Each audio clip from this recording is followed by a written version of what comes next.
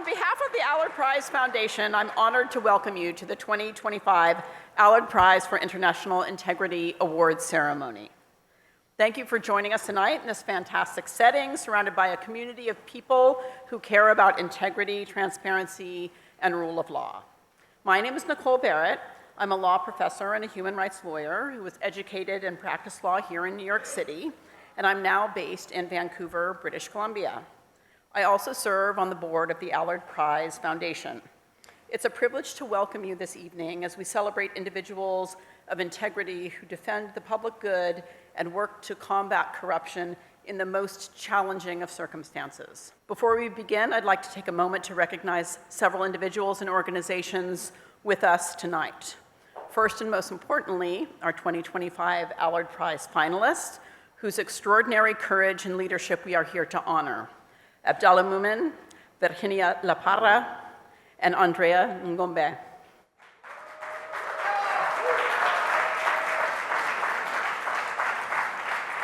Second, our keynote speaker, Chayes, an award-winning author and expert on corruption both at home and abroad. Third, we are pleased to welcome the many kindred organizations here with us tonight. Finally, I'd like to thank our board of directors and advisory board members whose leadership and commitment make our work possible. They provide the Allard Prize Foundation with deep expertise and strategic guidance. You will meet several of them shortly, and you can find the others listed in your program. The Allard Prize was created in 2012 to honor and support individuals and organizations around the world who demonstrate leadership and courage in opposing corruption and the human rights violations it causes, particularly through the promotion of transparency, accountability, and the rule of law. We also create short documentary films which reach millions around the world that narrate our honorees' work. Historically, we've also run a photography competition that celebrates photographic excellence of images aligned with the core values of the Allard Prize. Some of the winning photographs were shown during the video screens during the cocktail. Tonight, we add 3 more extraordinary leaders to our growing network of Allard Prize honorees and will soon share their stories. My hope is that their stories will inspire you to consider what role you can play in combating corruption in our increasingly interconnected and interdependent world. If you'd like to financially support the Allard Prize, the ways to do this are listed on the back of your program.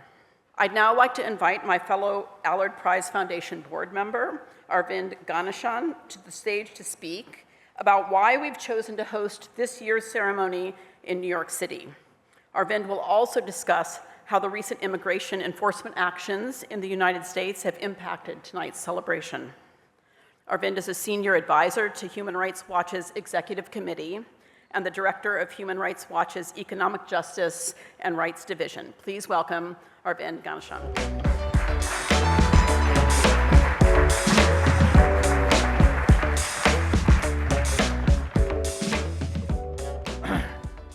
Well, first of all, thank you, Nicole, and thank you, everybody, for coming tonight. I see a lot of familiar faces in the room, some of whom did not know I would be here, so it was even more surprising. It's an honor to be with you all here in New York tonight because the Allard Prize for so many years was held in Canada, and we felt this was a really fortuitous moment to elevate the profile of the prize, but what we couldn't have predicted and what we now see is how the prize is elevated in the United States given what's happening here. So this is the first time the Allard Prize has been held outside of Canada and is now being held in New York City. We chose New York intentionally to broaden and deepen the support for the prize and to forge new alliances with people working on anti-corruption issues, civil rights, and human rights throughout the US and elsewhere. All of our prize winners this year live in exile because they chose to root out corruption. They are not here. Each of them has faced extreme risks for what they're doing, and doing what we all take for granted in the various organizations and causes we work on, which is speaking truth to power, asking hard questions, trying to uphold the law, and protecting people's rights. All 3 finalists we thought would be here in person, but given how this administration is acting, that was not possible because 2 of our finalists are on a travel ban list. Another finalist is actually facing potential extradition and arrest because the government they chose to expose corruption about does not want them to. Congo, Brazzaville, Somalia are travel ban lists. And Guatemala is where somebody is on a notice, potentially by Interpol. So we asked them, out of a sense of care and responsibility for their safety, not to attend, and that's why we're holding an empty chair ceremony. What this also speaks to is what is happening in this country. We are watching anti-corruption laws being dismantled. We are watching whistleblowers facing retaliation, and we are watching people from around the world banned from this country for things that this country used to uphold, like human rights, good governance, and anti-corruption. So tonight, at a time when an administration rejects everything that we stand for, we think it's important to stand for this prize in New York City right now.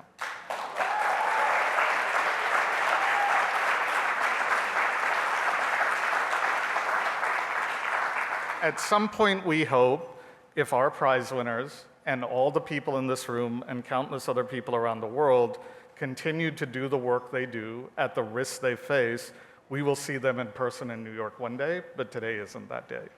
But that's fine. We will still honor their work, and we will uphold what values they are trying to do at great peril to themselves. So with that, I would just like to thank you again and turn it over to my colleague and fellow board member, Jeff Lister, who will also provide some remarks about the Allard Prize now. So thank you, Jeff.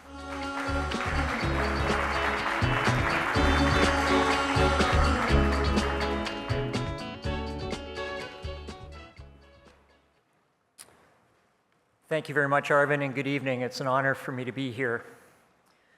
Tonight's gathering and the work that it celebrates would not be possible without the vision and commitment of Peter A. Allard, QC. I first met Peter 40 years ago, and in the years that followed, I had the privilege of sharing a friendship with him and working with him as his counsel on a broad range of legal and other matters, and most importantly, the Allard Prize for International Integrity, until his untimely passing in 2022.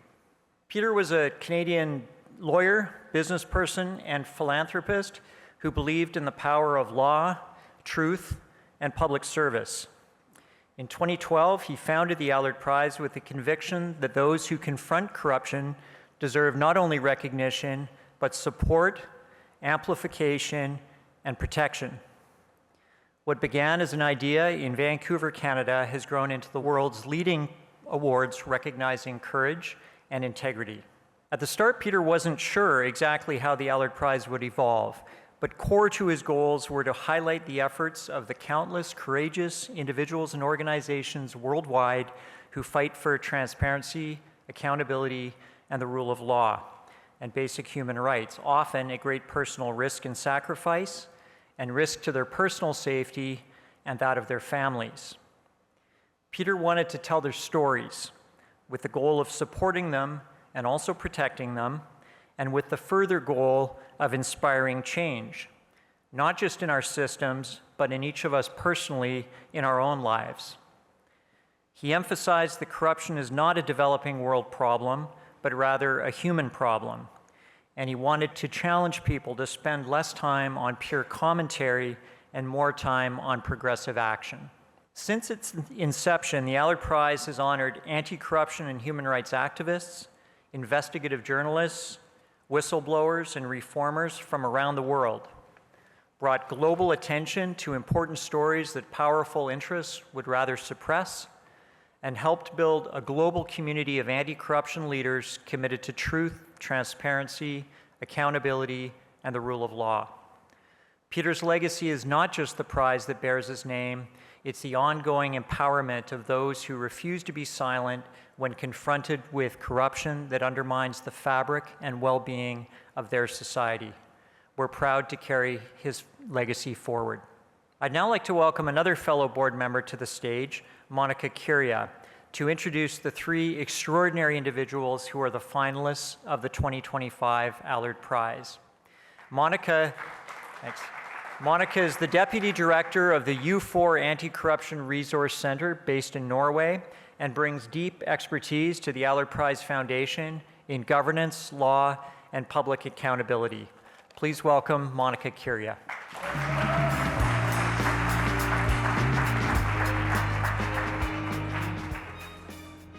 Thank you, Jeff, for that introduction.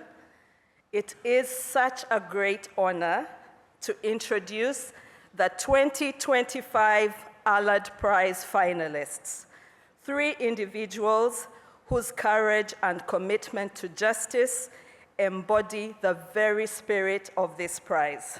As in previous years, we received hundreds of nominations from around the world, from a wide range of countries and professions.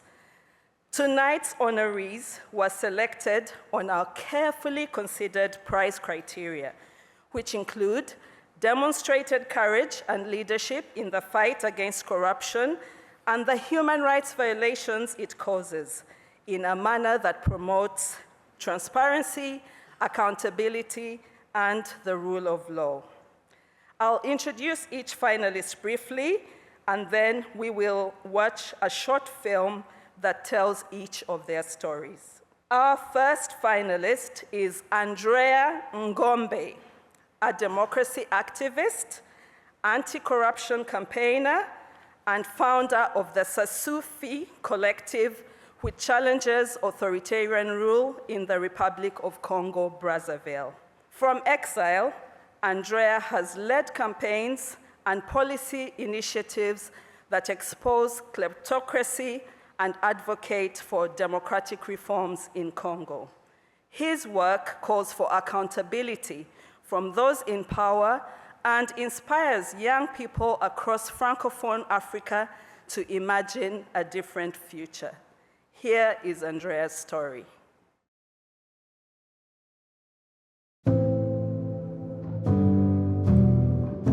Denis Sassou Nguesso has ruled Congo for about 5 years, since 1979. He ruled the Republic of Congo throughout the 1980s. He sold oil to the French government at well below the market price, and in exchange, Paris made Sassou Nguesso extraordinarily wealthy.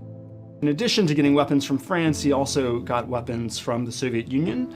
So he was, in a way, kind of straddled kind of both the Eastern Bloc and the Western Bloc during the Cold War.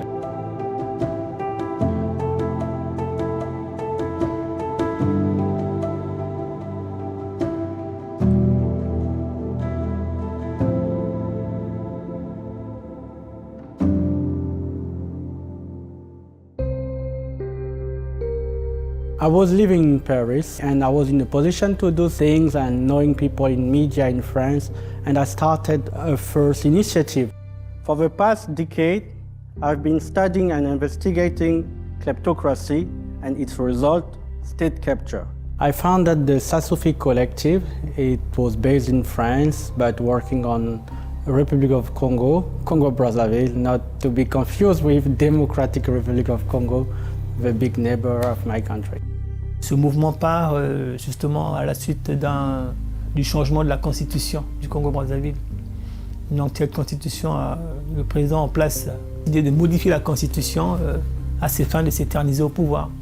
We evolved to being an organization working on kleptocracy issue, doing investigative work and helping other big NGOs to understand what was going on in my home country. The dictator's name is Sassou Nguesso, so Sassou, and then in French, ça suffit, that's enough. C'était une lutte qui était devenue internationale. Nous avons internationalisé la cause congolaise à travers le hashtag ça suffit. Andréa got hashtag ça suffit, which was really a rallying cry. And so Andréa was really the key in kind of creating this kind of decentralized system of activism. The 9 October 2015, the young people we worked with were protesting in Brazzaville. It was my duty to protest in Paris in solidarity, like mirroring their protests here. That social media activism helped catalyze a protest movement that resulted in protests of 40,000 people in the streets of Brazzaville. Those are the largest protests that Sassou Nguesso has ever confronted. So I went to the embassy with paper calling about none to the third mandate, stop the change of the constitution. I've been brutally assaulted at the Congo embassy in Paris. I'm an activist, so I'm prepared for any kind of things, but I was not prepared for such a violent reactions. I became a political refugee, a threat to Congo's national security, according to the Attorney General. It's always been a hybrid platform, using, back in the day, Facebook advertising to make the people know what is going on. We in Europe and in the diaspora raise the money, look for partners, look for allies that will go back and help the voice grow bigger. Because he was so outspoken against the Sassou Nguesso government on French television, he was subject to labor market discrimination, right? And so his employment opportunities in Paris were pretty severely compromised because of the democracy work that he was doing. Anyway, so for all those reasons and more, a few years ago he moved to Canada. And so Andréa has accepted a lot of personal costs for the work that he's done.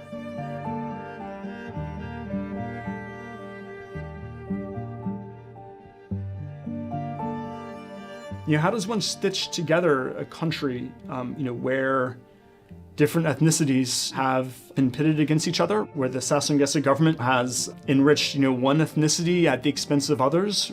And again, that's partly, I think, what's remarkable about Andréa, right? Is the extent to which, being of Sassou Nguesso ethnicity, he's been willing to fight for change.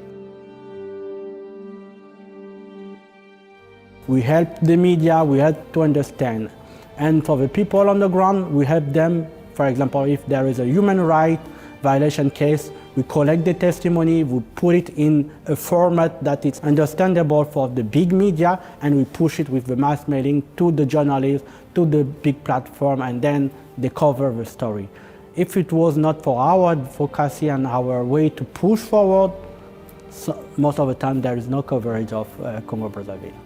Hey Andréa, how you doing? Been a while. We've worked on a number of stories together, including a series of films that were really trying to show how kleptocracy was affecting everyday people. And we focused on maternal health care in Congo-Brazzaville, and hospitals just did not have equipment, they did not have beds, women were forced to kind of give birth on the floor. This is like such a stark image, and so the effects of that enrichment on a grand scale by a small elite has a massive effect on the ground for ordinary people. Sur le plan politique, il n'y a plus d'opposition au Congo-Brazzaville. Tous les pouvoirs, toutes les partis en place sont corrompus, jusqu'à la moelle. On façonne des oppositions, au point où on ne sait même plus quels sont les partis intègres. If you are not corrupt in Congo, you are a bad guy. And if you are corrupted, people praise you, even your family can praise you. Stealing is a national sport in Congo. Andréa has estimated that the Sassou Nguesso family has stolen as much as 3 billion euros. So Sassou Nguesso's Congo is like the epitome of kleptocracy. Andréa, il incarne le changement que les Congolais ont besoin pour le Congo de demain. There is a need for more people like Andréa, so I think he's very aware of trying to encourage and skill up other people who can help him return Congo-Brazzaville to democracy. And my hope is that Andréa will at some point be able to return and help the country recover. But it's difficult to imagine that at the moment.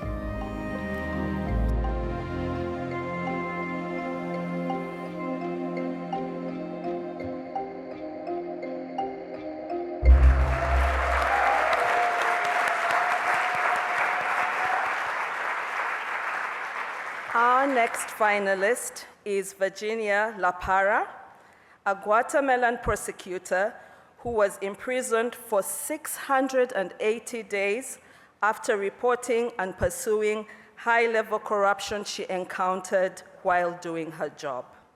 As the former head of the Special Prosecutor's Office Against Impunity, Virginia faced politically motivated charges after exposing widespread and deeply entrenched networks of corruption in Guatemala.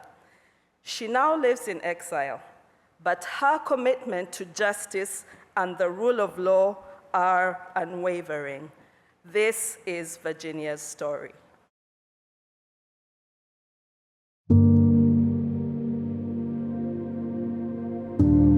Tras la brutal guerra civil de Guatemala, la nación se encontraba en una encrucijada. En busca de justicia y responsabilidad, el gobierno se asoció con la comunidad internacional para combatir la corrupción, lo que llevó a la creación de la CICIG, la Comisión Internacional contra la Impunidad en Guatemala. Con su ayuda, altos funcionarios, élites empresariales e incluso el presidente fueron expuestos por corrupción. Y a medida que las investigaciones revelaban redes de corrupción más profundas, quienes estaban en el poder contraatacaron. Las instituciones encargadas de garantizar la justicia del país se volvieron en contra de aquellos que se atrevieron a desafiarlas. La CICIG fue desmantelada. Los fiscales y jueces más valientes del país se vieron así obligados al exilio. The end of CICIG did not necessarily mean the end of the fight against corruption and impunity in Guatemala. La FESI es una fiscalía que nació el 1 de septiembre del 2008 con el propósito de desarrollar un convenio que había suscrito el Ministerio Público con la CICIG para cumplir con su mandato, fundamentalmente desarticular cuerpos ilegales y aparatos clandestinos de seguridad. What is terrible about the case of Guatemala is that the people at the end of the day put on trial are those who are investigating. The case of Virginia Laparra illustrates that very well. En el mes de octubre del año 2016, Virginia se incorporó al equipo de trabajo de la FESI. Ella fundamentalmente centró su trabajo en dos macrocasos de corrupción. No eran solo casos de corrupción, sino casos que se relacionaban con impunidad. Entonces era un momento álgido, un momento brillante para la justicia, con la posibilidad real de poder hacer que estas personas que se creían intocables fuesen ante los tribunales. Doing their work meant investigating. Doing their work meant collecting the evidence against corrupt actors to bring them to justice. Un caso muy importante en el que desarrolló la investigación es relacionado con una estructura de narcotráfico denominada los huistas, que está vinculada con un cartel mexicano y que habíamos detectado que habían desarrollado algunas actividades para que no se descubrieran hechos en los que habían involucrado a diversas fiscalías para protegerlos, es decir, para no ser investigados. Las cosas empiezan a ponerse difíciles para nosotros y nos empiezan a perseguir, empiezan por hacer una guerra mediática. Uno de los hechos que marcó el desarrollo de Virginia, sus actividades en la fiscalía, es que el juez de mayor riesgo, que era el juez en el que ella debía de gestionar los casos, era adverso al trabajo que Virginia desarrollaba. Descubrimos una fuga de información de un proceso de corrupción. She knows that a judge is leaking information from a case to another lawyer. This is absolutely outrageous. Se pudo detectar es que trasladaba información a un asesor de gobierno, que de hecho trabajó posteriormente en la Secretaría General de la Presidencia, y este asesor publicaba la información de los casos que estaban en reserva. Entonces ponía en peligro no solo la investigación que desarrollábamos, sino la integridad, de los involucrados en el proceso, fundamentalmente de quién estaba colaborando con la investigación. Y esa fuga de información se hace pues porque, como incluía a muchas, sino todas las esferas de gobierno. Lo que hizo Virginia es lo que debe de hacer todo funcionario público, de que en el caso de que advierta que se está cometiendo un hecho delictivo, denunciarlo. Y la denuncia que Virginia interpuso fue lo que le valió que ella fuera procesada y estuviera alrededor de 2 años en prisión. Eso es un delito hoy por hoy para el sistema de justicia. Bueno, un sistema de justicia corrupto. She was accused by a judge of breaching confidential information and abuse of authority. So these are all administrative charges that were used by judges that wanted to stop or deter Virginia Laparra from doing her job. She ended up being sent to prison for doing what, the Constitution and Guatemalan law and international standards taught her to do. Based on the finding of a UN working group, which stated that this was a politically motivated charge with the purpose of creating a chilling effect among not only Virginia Laparra, but also other prosecutors across the country. Yo salgo de prisión hasta el 3 de enero de 2024. Me abren otras causas penales, entonces me vi obligada a salir al exilio sin despedirme de absolutamente nadie. To leave your country, it's to live your life. Where's your family? Where's your support network? El exilio jamás es una decisión voluntaria. El exilio es el último recurso que tienes para salvar tu vida. Entonces nadie se exilia voluntariamente. Eso no existe. Virginia Laparra fue presionada en muchas ocasiones para confesar crímenes que no cometió o hablar en contra de otros compañeros de trabajo. Pero lo que yo valoro, además del gran trabajo que ella desarrolló, es su integridad. Una persona íntegra es la que sostiene su posición aún en contra de todo el poder. According to Plaza Pública, which is one of Guatemala's main news outlet, reported that approximately 117, if not more, have been politically charged just to try to deter them from doing their job. Nowadays, in Guatemala, the judicial system continues to be co-opted, and unfortunately, there are other people in prison. But her resilience will always be an example for many of us. That's what she represents for us, the strength that we need every day to fight against these actors. Las personas que se esmeran por destruir la justicia, la democracia, el Estado de Derecho, no son muchos, son pocos, pero han sabido hacer mucho daño. Tenemos un futuro brillante, pero no va a llegar solo. Necesitamos unirnos y esforzarnos por eso. Tienen mi compromiso. ¿Y ustedes? Muchas gracias.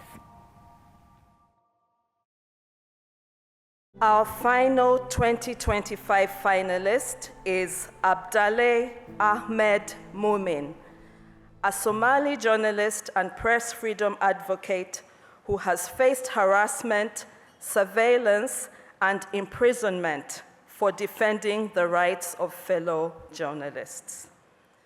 As the co-founder and Secretary General of the Somali Journalists Syndicate, Abdalle continues to speak out against intimidation and censorship in one of the world's most dangerous countries to be a journalist. His work gives voice to the silenced and holds power to account even when it puts him at grave personal risk. Let's learn more about Abdalle's story.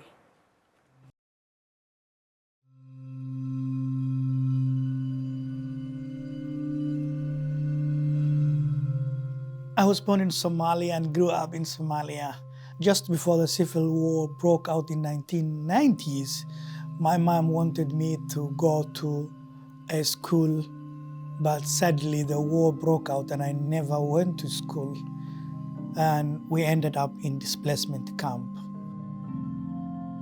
Growing up in that situation, I could see firsthand the harrowing impact of the violence against the local communities, rape and sexual violence against women, killing of people indiscriminately. I had this background of wanting to tell the injustices committed right in front of my eyes. The story of Abdalle in exile, unfortunately, is rather familiar to people who follow journalism and journalists in the Eastern Horn of Africa region. The first time he went to exile was after he received threats and was in an incident in Mogadishu where people shot at him because of his coverage of the Al-Shabaab. I got the story which no local journalist will ever want to do about the death of the commander of the militant group in Somalia, which was a huge story. But that cost me trouble. We find that coverage of the Al-Shabaab is associated with a lot of threats that journalists face in Somalia. Since 1992, we at CPJ have documented over 80 journalists killed in Somalia. Many of them have been killed by the Shabaab. On January 26, 2015, is the day they came and shot my vehicle 3 times. I left the country immediately for good, becoming effectively a journalist in exile for over 4 years.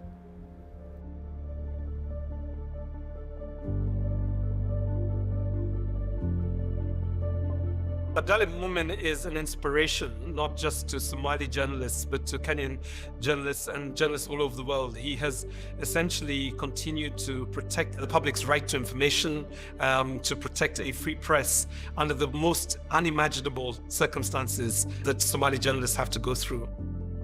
So staying in exile, I always stayed in contact with local journalists. And then the idea came that we need to have an organization that can speak out effectively for the interest of the journalists in Somalia. And that's how I co-founded the Somali Journalist Syndicate, SJS. And then that took me that I have to get back to Somalia to do the job.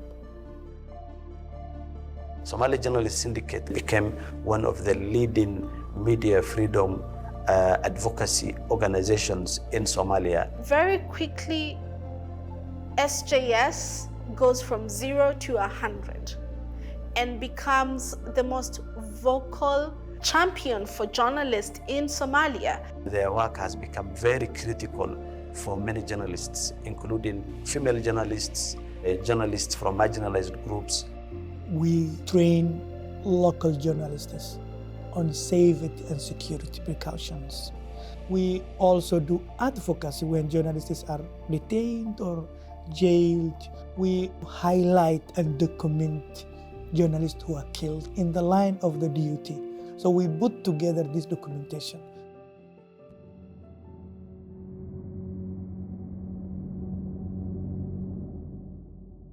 In October 2022, there was a public declaration saying that the government will ban or restrict media freedom because the government wants to go war on Al-Shabaab, the militant group. And here it is, again, you see it, the rock and the hard place. Covering Al-Shabaab is dangerous, but the government will try to threaten you, push you, silence you for covering them. You can't eradicate terrorism or insecurity if corruption is there. If US, UK, and other governments want to stop this, they can, through demanding accountability and transparency, through imposing sanctions on security forces and their commanders, and government officials who are culprit of these violations. Shortly after the Minister of Information issued that declaration, the Somali Journalists Syndicate, led by Abdalle Ahmed Mumin, addressed the media expressing concern about the impact of such a directive on freedom of expression and on the safety of journalists in Somalia. And that's when they started attacking me individually and attacking SJS. They raided the office and then they kidnapped and detained me for 44 days in different cells where people are tortured, where people are kept and interrogated. I was consistently persecuted and taken to court for over 7 months in Somali capital Mogadishu, just because I questioned the government directive that restricts the media freedom. He quickly realizes, as do we all, that he's not safe in Somalia. And there is Abdalle's, latest departure from exile.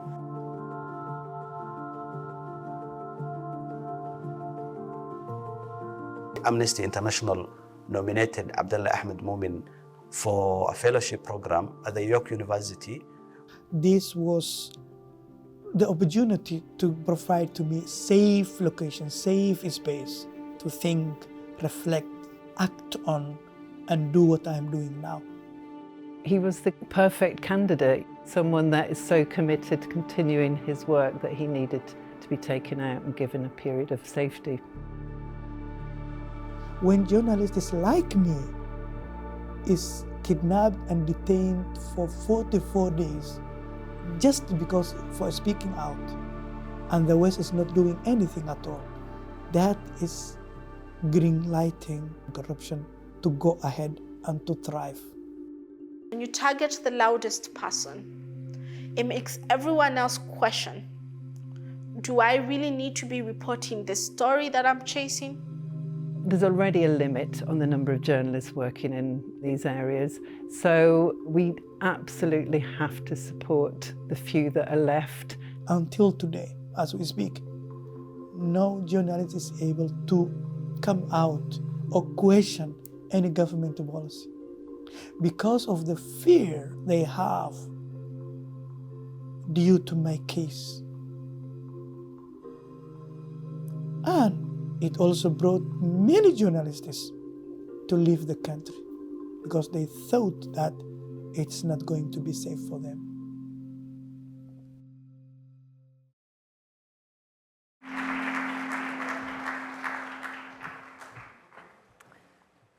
Thank you, Monica, and thanks to our 3 extraordinary finalists for sharing their stories with us. Please join me again in another round of applause for their courage.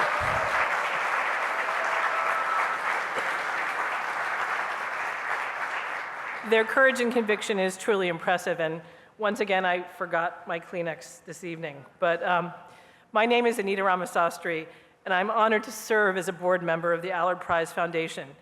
I'm a law professor at the University of Washington, and until recently served as the Special Representative on Combating Corruption for the Organization for Security and Cooperation in Europe, and serve as a board member of the international organization Transparency International. But tonight it is my great pleasure to introduce our keynote speaker for the evening, Sarah Chayes. She is herself a leader and a key voice who has exposed the cost of corruption to societies globally. Sarah is a former National Public Radio correspondent, author, and internationally recognized expert on corruption and global security. Her career has taken her from reporting on the fall of the Taliban to founding a farming cooperative in southern Afghanistan, to advising the chairman of the U.S. Joint Chiefs of Staff on anti-corruption strategy. Internationally renowned for her innovative thinking on corruption and its implications, she's extensively researched corruption on 5 continents, and her writing and advocacy have shaped global conversations about how corruption fuels instability and undermines democracy. And we can, of course, see that in the videos of the 3 finalists today for the prize. Sarah is the author of several books on corruption, including the award-winning Thieves of State, Why Corruption Threatens Global Security, and most recently, On Corruption in America and What is at Stake. She has long been a voice for truth, integrity, and systems-level change, and we are so honored to have her with us tonight. Please join me in welcoming Sarah Chayes.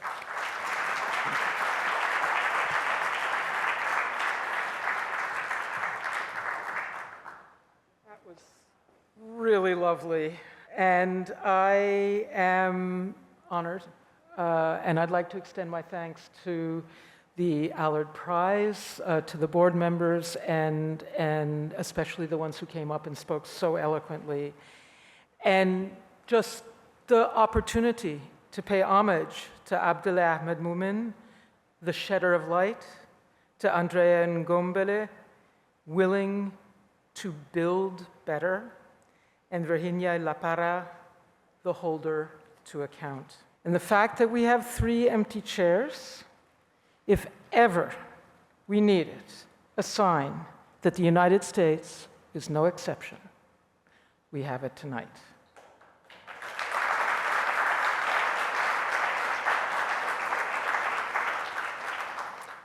In fact, I would say the United States is today more than ever following the book, The Kleptocrat's Handbook. Every country that I would consider to be systemically corrupt has variations on the theme, and we see those variations in Guatemala, in Congo-Brazzaville, in Somalia, in the United States. They seem entirely different, and yet there are patterns. And I could go on all night about some of those patterns, I'll spare you. But one important one is very evident right here. How do kleptocratic networks fight back? They divide the people. They distract their attention away from corrupt networks ruling them towards identity markers, scapegoats, and trumped up security threats. That's a pattern I've seen everywhere. And we're seeing it today in the United States. But let's step back a moment and let's consider the real enemy here. Not the enemies without, but the real enemy, which is systemic corruption. You know, often in law and in letters, and those are the domains of Virginia and Abdalle, they have to present a discrete story, like a corrupt incident, a scandal, with a beginning, a middle, and an end. That's just how those domains require corruption to be parsed out. But in fact, number one, there is no end, because corruption is really about the chase after money, which has become the leading measure of social standing. And as such, there's no such thing as enough, right? So it's a race with no finish line, and corruption doesn't have an end. And it's not a discrete event. It's in fact an operating system. It's the operating system of a network which crosses political parties, or sometimes there are rival networks from different political parties, but they agree on the basic rules of the game, right? Its members span public and private sectors. They even include out-and-out criminals. You know, and I would say the situation in Guatemala is a very clear example of this type of network corruption, where in Guatemala, the military and intelligence structures are really in the lead of the ruling network. It's a hydra. You know the hydra, the story from Greek mythology, where you cut a head off and 2 more heads grow back, right? Again, in Guatemala, the hydra of the corrupt networks reconfigured around the loss of the president. And even though with great difficulty a new president was elected, the network has reconfigured around him. And so even though there was, you know, a wonderful potential reformer was elected in a very contested election,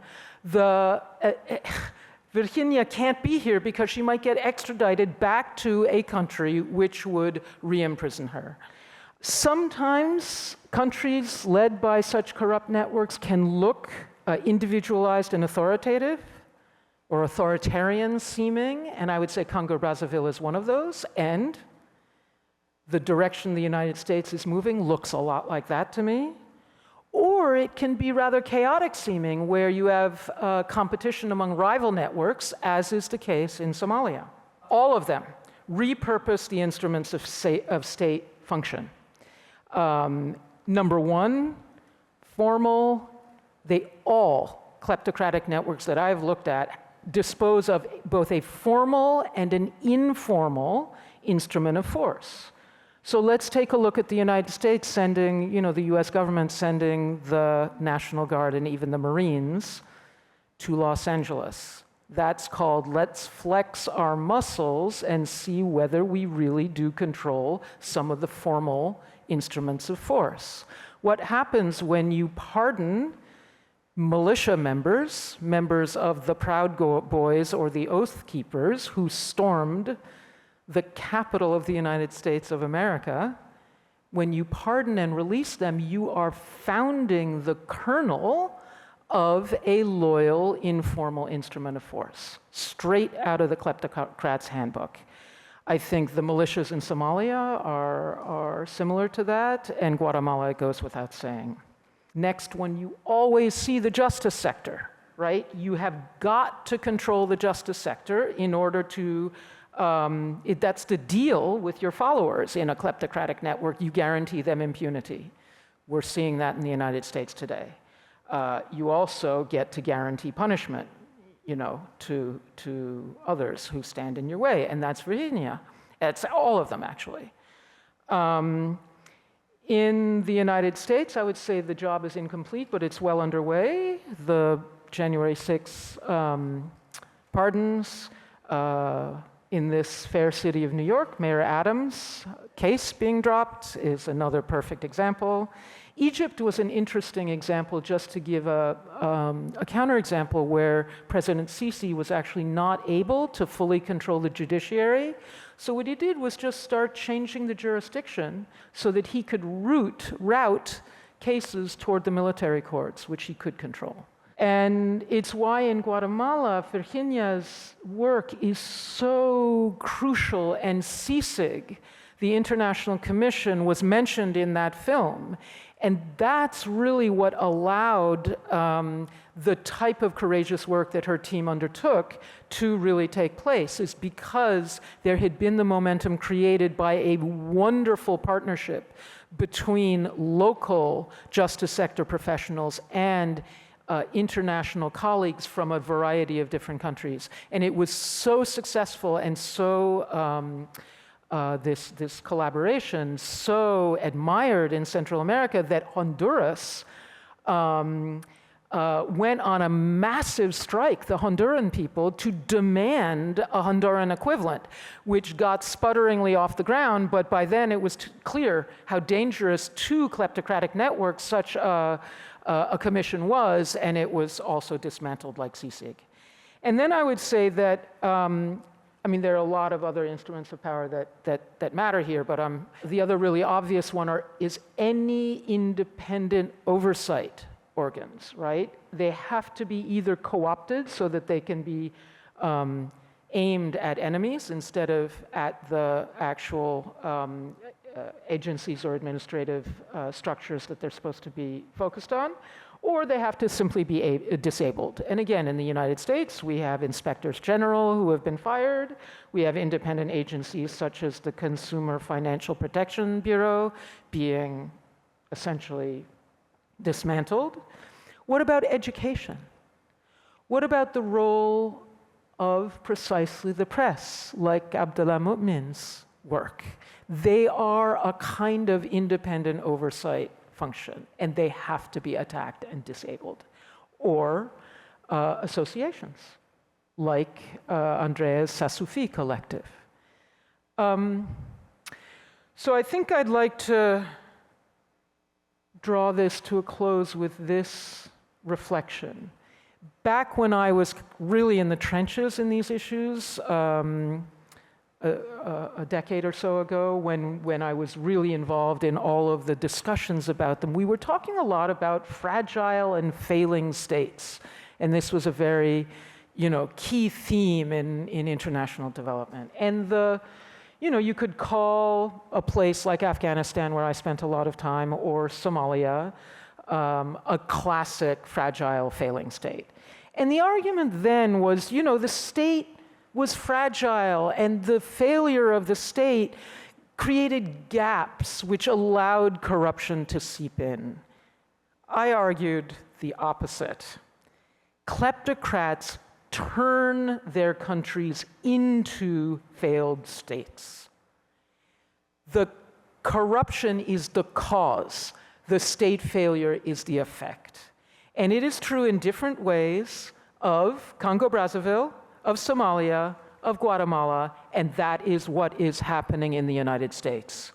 The Doge slash and burn was not a separate, or has not been a separate phenomenon that has been taking place parallel to the corrupt self-enrichment project of people in charge of the United States government at the moment. It is part of that project. The dismantling of the US government is part of the kleptocratic project.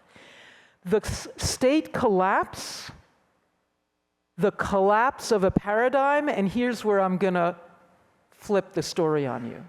State collapse calls for imagination. It's a gigantic opportunity to get beyond the business as usual that I'm afraid we in the anti-corruption community have been a little bit satisfied with for too many years. And I would say in Andréa's film, it wasn't mentioned that he has actually stood for political office.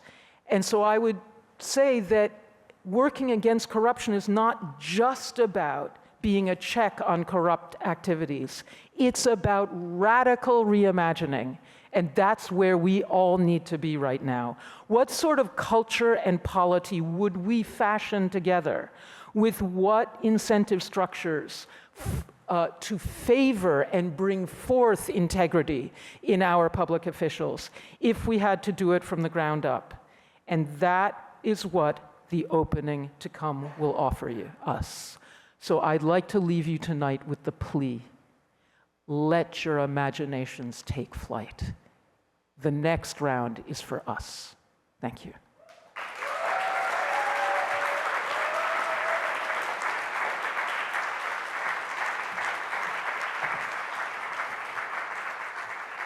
Thank you so much, Sarah, for those powerful and thought-provoking words. Your insights underscore that corruption is the furthest thing from a victimless crime and can happen anywhere. It impacts us all in numerous ways, including our basic security. And now it is time to announce this year's Allard Prize laureate. While each of the finalists is profoundly deserving, as you have observed from their stories, it is my great honor to announce the winner of the 2025 Allard Prize for International Integrity, Virginia Laparra.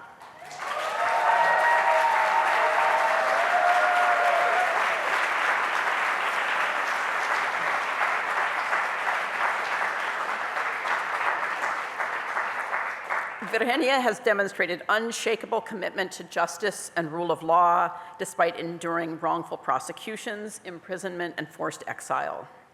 A former prosecutor in Guatemala, she stood firm in her pursuit of high-level corruption cases, even when the cost was her freedom. Her story is not only one of resilience, but also of deep integrity in the face of immense pressure.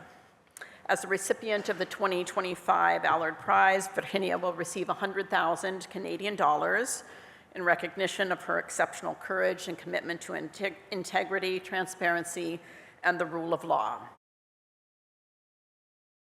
Estimados miembros de la Junta Directiva del Premio Allard, distinguidas autoridades, colegas, amigos, invitados a esta ceremonia tan significativa, tengan todos muy buena tarde. Aunque diversos motivos me impiden estar presente físicamente en esta prestigiosa ceremonia, mi mente y mi corazón están con ustedes. En primer lugar, quiero agradecer de todo corazón a Dios en quien confío plenamente. Él me ha dado la fuerza para soportar los momentos más oscuros de mi vida, para sobrevivir la tortura, la represión y para mantener mi compromiso con la justicia. Quiero expresar mi agradecimiento a James Stewart, presidente de la Junta Directiva del Premio Allard, y a todos los integrantes de dicha junta por haberme elegido como la ganadora de este prestigioso galardón. Igualmente agradezco a Prit Nur, gerente del Premio Allard, por su apoyo a lo largo de este proceso. Me siento profundamente honrada por compartir esta nominación con personas admirables como Andréa Ngombet, incansable activista político del Congo, y Abdalle Ahmed Mumin, periodista y defensor de los derechos humanos en Somalia. Ambos han arriesgado todo por un futuro más justo para sus pueblos. La lucha contra la corrupción es una causa que nunca debe ser subestimada. En mi querido país, Guatemala, este desafío es urgente y vital. La corrupción no solo erosiona la democracia, sino que pone en peligro el Estado de Derecho y la institucionalidad que tanto nos costó construir. Hoy más que nunca, en tiempos de opresión, necesitamos una justicia que no opere cooptada, que no se doblegue ante las presiones de la corrupción. Necesitamos un sistema judicial que no criminalice a quienes luchan por la justicia y defienden la libertad de expresión, y un ministerio público que cumpla con su función y no opere para sembrar terror, forzándonos al exilio. Es por ello que me atrevo a alzar mi voz, y al hacerlo, me sumo a la denuncia de quienes hoy siguen siendo presos políticos en Guatemala, víctimas de un sistema judicial y un ministerio público completamente cooptados. Estuardo Campo, Eduardo Masaya, José Rubén Zamora, Luis Pacheco, Héctor Chaclán, Jorge Santos, son algunos de los nombres de personas valientes que siguen privadas de libertad. Sus voces no pueden ser silenciadas. Su lucha no puede ser olvidada. La resistencia sigue viva, y aunque el camino es difícil, sé que el futuro de Guatemala está sembrado con semillas de valentía que crecerán y que nos permitirán vivir en un país del que no necesitemos huir para preservar nuestra libertad y nuestra dignidad.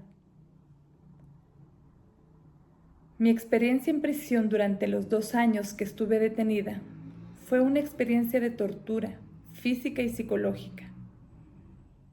Fueron días de constante amenaza de oscuridad, de aislamiento, en los que intentaron hacerme sentir que mis esfuerzos eran en vano, que debía rendirme. Me enviaron a una prisión de máxima seguridad, buscando quebrar mi voluntad, buscando silenciarme, para que no defendiera más el valor de hacer lo correcto. Hoy me niego a vivir con miedo, me niego a rendirme. Estoy aquí porque la verdad sigue siendo nuestra aliada. La justicia que me fue robada en todos estos años llenos de tortura sigue siendo una deuda pendiente, pero mi lucha no termina aquí. El mundo ha comenzado a cerrar las puertas a las huestes de la corrupción, y yo aplaudo cada uno de esos esfuerzos.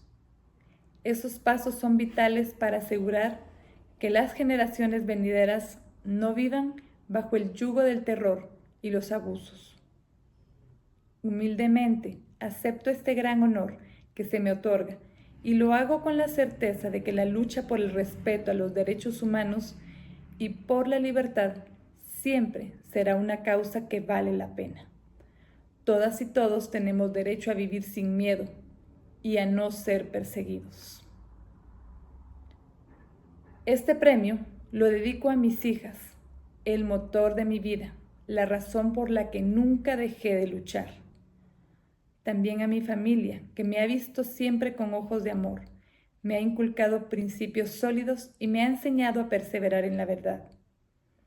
A mis amigos, quienes me han acompañado en los momentos más oscuros.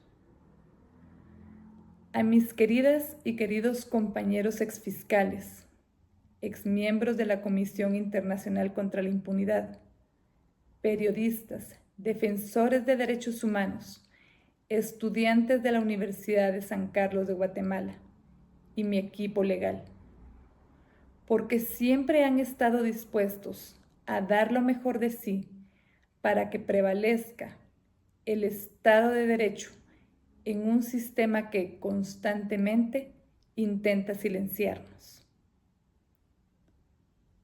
Dedico este triunfo para la justicia a mi amada Guatemala, mi tierra llena de belleza y esperanza, a mi querida Quetzaltenango, que siempre será el lugar donde mis raíces crecerán, donde el alma de su gente valiente y ética me inspira, y donde la canción Luna de Xelajú es fuente de maravillosos recuerdos, no importando en qué parte del mundo me encuentre.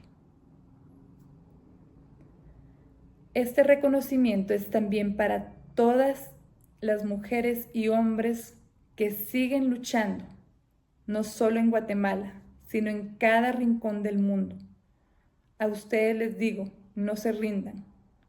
La lucha contra la corrupción y la impunidad siempre valdrá la pena. Gracias de corazón por este honor. La lucha por la justicia nunca cesará. Muchas gracias.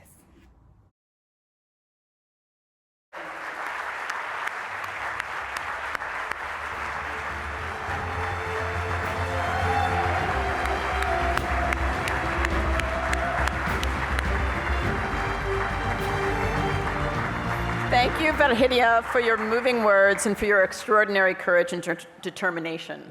We celebrate your integrity and are so sorry it is impossible for you to be here with us tonight. The Allard Prize Foundation is also pleased to recognize both Andréa Ngombet and Abdalle Mumin as honorable mentions and award them each 50,000 Canadian dollars.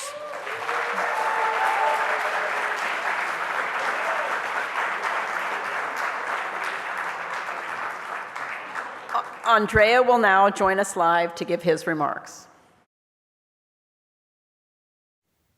Honorable member of the Advisory and Director Boards of the Allard Prize, distinguished guests, ladies and gentlemen, let me begin by expressing my deepest gratitude to the Allard Prize Board and team for this honorable mention. It is a recognition that I receive not as an individual, but as a citizen, and I dedicate it to the Congolese people, especially to the women and youth who every day endure, resist, and imagine a better future. I would also like to acknowledge the sacrifice of my elders, Benjamin Mutsila, who initiated their case involving ill-gotten assets in France more than 30 years ago. And I take this moment to raise my voice for two men whose continued imprisonment remains a stain on the nationhood of Congo-Brazzaville. General Jean-Marie Michel Mokoko and André Okombi Salisa.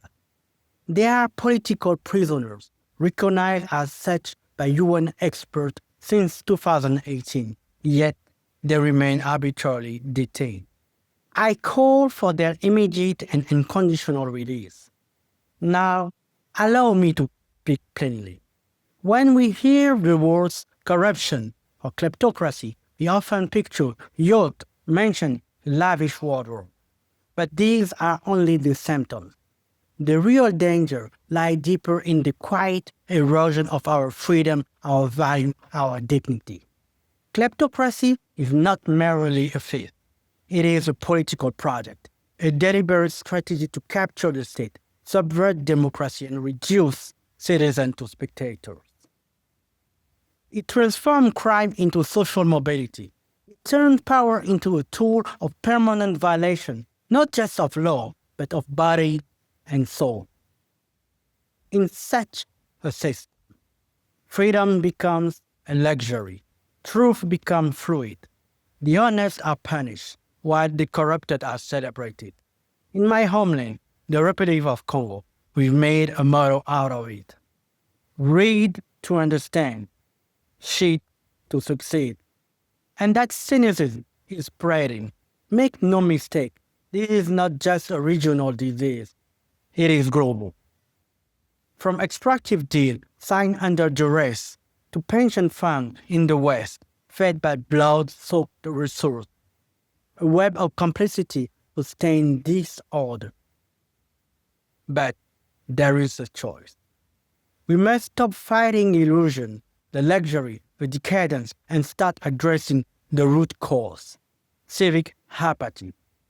Because the real battlefield is not palace, but the public square. It is not the tyrant's strength, but our silence that gives him power. The struggle is our titanomachy, our struggle against the titan. And it begins with small acts of civic courage, repairing a roof without waiting for the state, picking up when it's easier to stay quiet, holding power to account, not just abroad, but at home. The task is vast, yes, but it is achievable. Let us rebuild democracy, not from the top down, but from the ground up. Let us become useful to our community, and from there to humanity. Service above self. Let us serve. Let us resist. Thank you for your attention.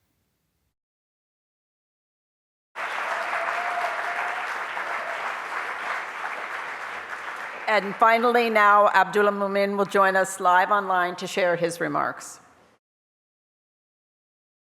Thank you, everyone.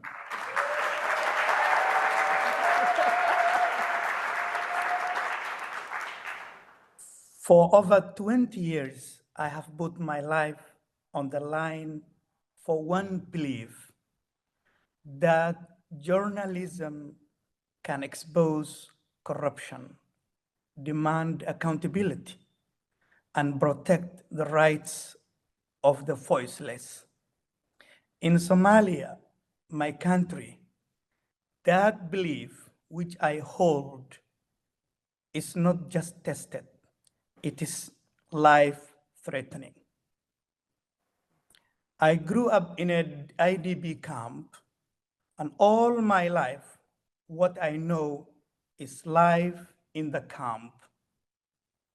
I have been arrested, harassed, repeatedly targeted, and at one point, I was nearly shot dead because of the work I was doing. I lost my younger brother to this prolonged conflict in Somalia. My mother also died in the same displacement camp where I grew up. And now I speak to you from exile. My family is also in exile and can now return to Somalia at the moment. And still the threats I'm facing haven't stopped. Tonight, however, I am deeply humbled to receive the honorable mention of the 2025 Allard Prize for International Integrity.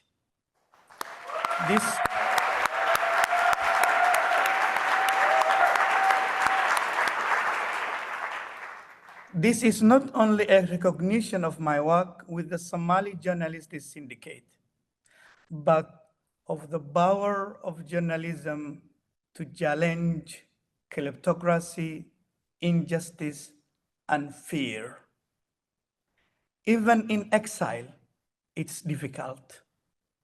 You are forced to choose between personal security and continuing your daily life. As I speak right now, I am facing one lawsuit in the UK, which is designed to intimidate and silence me. I'm struggling on a daily basis to balance my time between working with my lawyers to defend the case and to continue my daily routine, which I am doing. That shows how corruption and power can cross borders to suppress the truth. But still, we persist because without transparency, there is no justice. And that is what I believe. This award is for my family, especially my wife, whose courage held our lives together during the darkest times. Her strength has carried me through every moment I thought of giving up. It is for my colleagues, the wider community of journalists in Somalia, especially women journalists who face extreme difficulties, sexual harassment, and security threats. I am dedicating my time, my courage to them. I also want to congratulate the fellow winners, Andréa from Congo and Virginia from Guatemala, for their extraordinary courage and commitment. I am deeply honored to stand beside you tonight. To the Allard Prize team, the organizers, the staff, the prize committee, thank you very much for believing in the importance of this work and for standing with those who risk everything for integrity, from Somalia to Congo to Guatemala. To all of you sitting there tonight who continue to speak truth to power, I want to say to you one thing: don't stop. We are not alone. Thank you very much.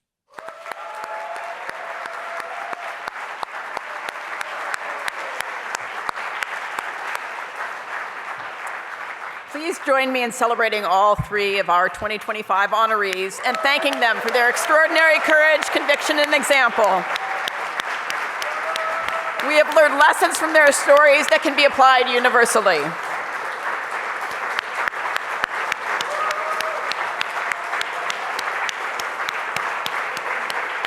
To close our program this evening, I'm pleased to welcome to the stage the chair of the Allard Prize Foundation Board, Dr. James Stewart.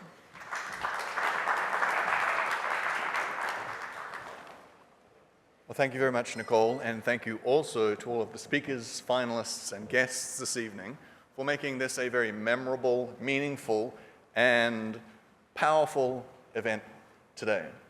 To close, I want to spend just 4 minutes of your time to sort of speak about the Allard Prize's work in a broader context, to situate, if you like, the evening that we've had today within a wider range of objectives that we have at the prize. So if we could change the screen, we have 4 circles that we use to describe our broader prize, and I want to speak to each of them for about 1 minute. The first is, we're in the business of trying to support the emergence of leadership, because we think changing cultures of corruption involves the emergence of leaders, and that it's exceptionally difficult for leaders to emerge because of the sorts of forces that we've heard about. And so we see our prize as addressing those forces in 3 particular dimensions. First, the financial amount that you've heard that we give to each of these recipients is about affording them a degree of financial independence to offset what is often a very substantial financial cost in speaking truth to power in corrupt societies. We're also interested in amplifying their voice, so literally transforming their political agenda into something bigger and more powerful. We are literally giving them a platform internationally in the hopes that it augments their influence. And then finally, we're also interested in protecting them because we raise the cost of political retaliation against them. And so in all of those dimensions, we're trying to think about and explore ways to empower leadership to continue to speak out and to drive lasting change, because we do think leadership is a crucial element. The second objective in the second of our circles is that we are trying to inspire citizens. And by citizens, we mean citizens everywhere.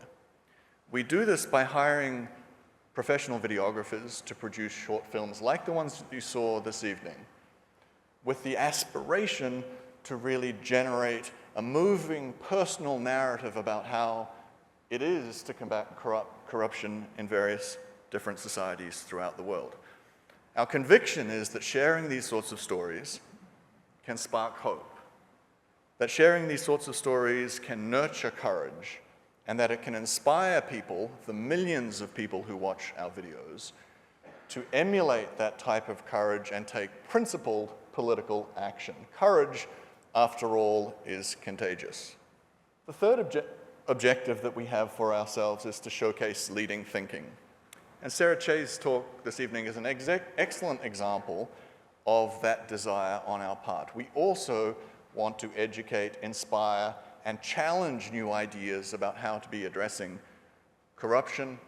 Corruption is a collective problem, and it requires great insight and imagination to be thinking about how we can combat it together. And our final objective, objective 4, is that we want to help curate a movement.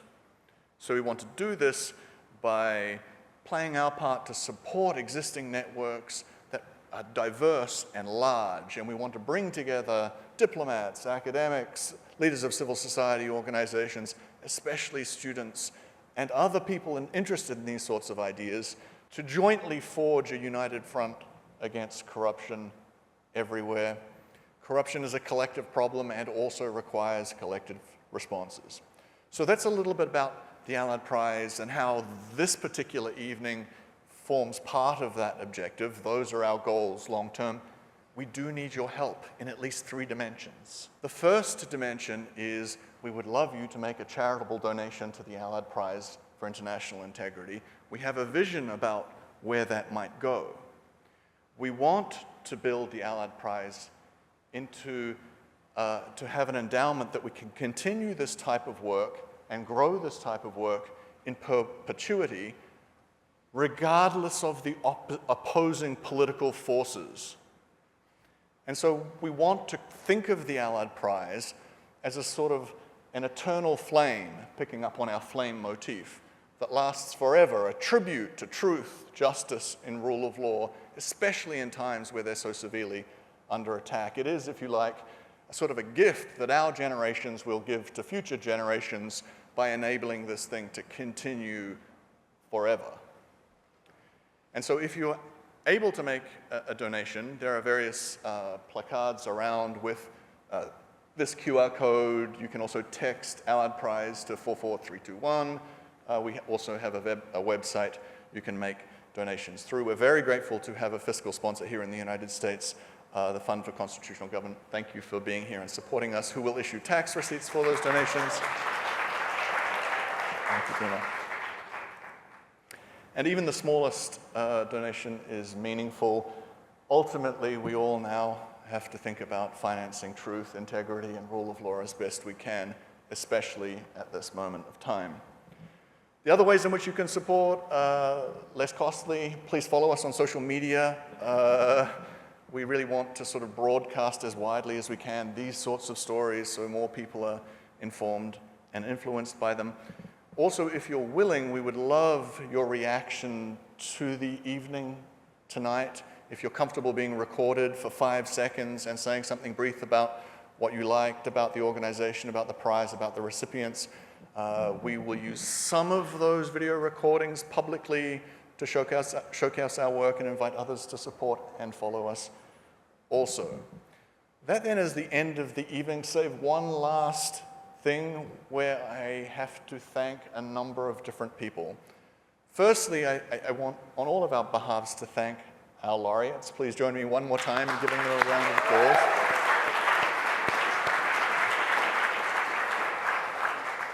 Not just for their courage, but also for putting up with our videographers, for all of the admin that was involved in setting up these links. We had lawyers involved deciding about whether or not they would attend or not. So thank you to them. Also, I have to extend a major thank you to our brilliant manager, Preet Noor. Where is Preet? Please stand up, Preet. I can't see her now. Oh, she's waving at the back. We will acknowledge you later as well, Preet, if people can't see you. She has done an unbelievable amount of work to make this happen over a very sustained period of time. So thank you so much, Preet. Nothing here would have happened without you. And the final thank you is a thank you to you, not just for attending, but also for supporting truth, justice, rule of law, integrity, all of these sorts of values that are under such scrutiny presently. I hope you leave with a renewed sense of courage. I hope you leave with a new sense of hope and of collective strength in the work that remains to be done. Please enjoy the remainder of your evening and join us in our work over the next coming years. Thank you so much for being here.